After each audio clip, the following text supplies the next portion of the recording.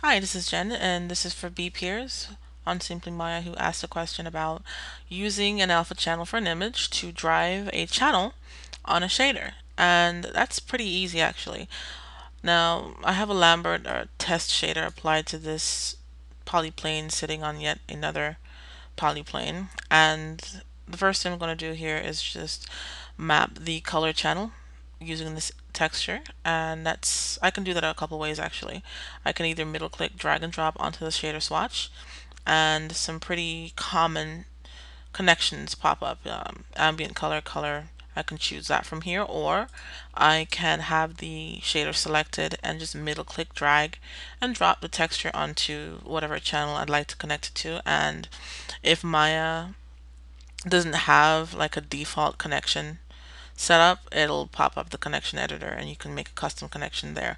But since it's really common to just drag and drop a file node onto a given channel, especially a color channel, it'll just automatically connect the out color to the shader's color. Alright, so this texture is a Targa file, and it does have an alpha channel. And actually, let me switch over to Photoshop. This is my alpha channel.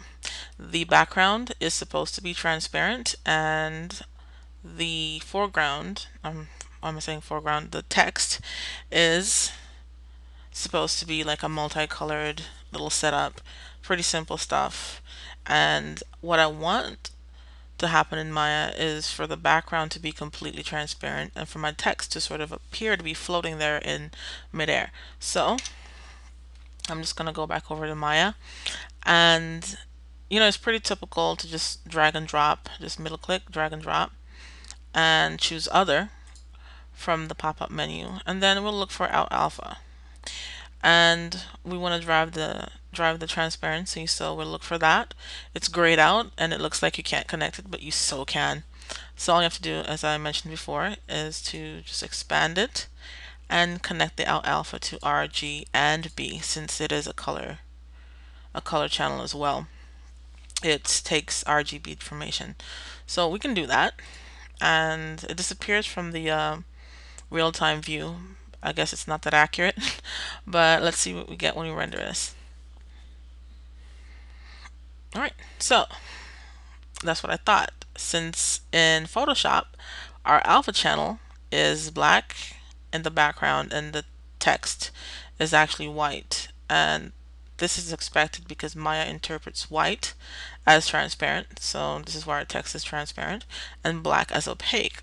This is why our white background, this is why our black background in Photoshop in the alpha channel is opaque.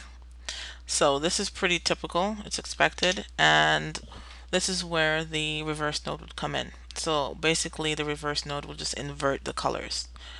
Alright, so I could just right click transparency here and break that connection and get my reverse node ready. Let's go to utilities, scroll down, QR reverse. Alright, so here I'll just middle click, drag and drop other, and I'll get my out alpha, and once again, since this is a triple channel, I'll just expand that, and just like the RGB of the transparency, I will just connect this to the X, Y, and Z channels for that particular attribute.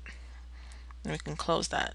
Now, what Maya will do is make an automatic connection. Like say if I were to middle click and drag and drop the reverse onto the transparency, it will connect the output to the output of the reverse node to the transparency of my test shader.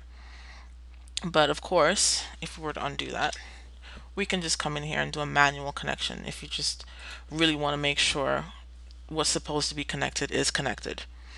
So since our where are we? Transparency.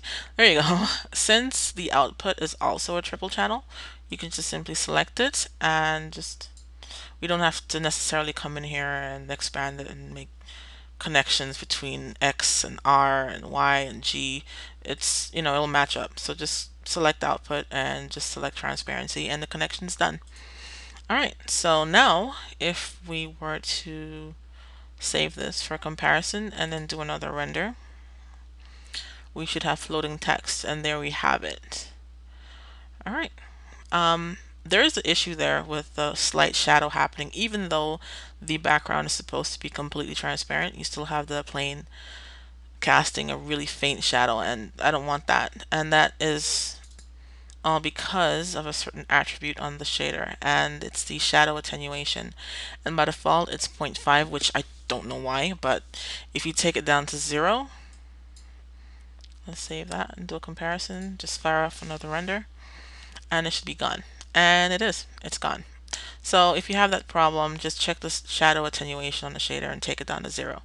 But that is the easy way of connecting an alpha channel to a shader. So all you had to do was just invert the colors, because Maya does not see black as transparent, not like Photoshop does. So yeah, that's it.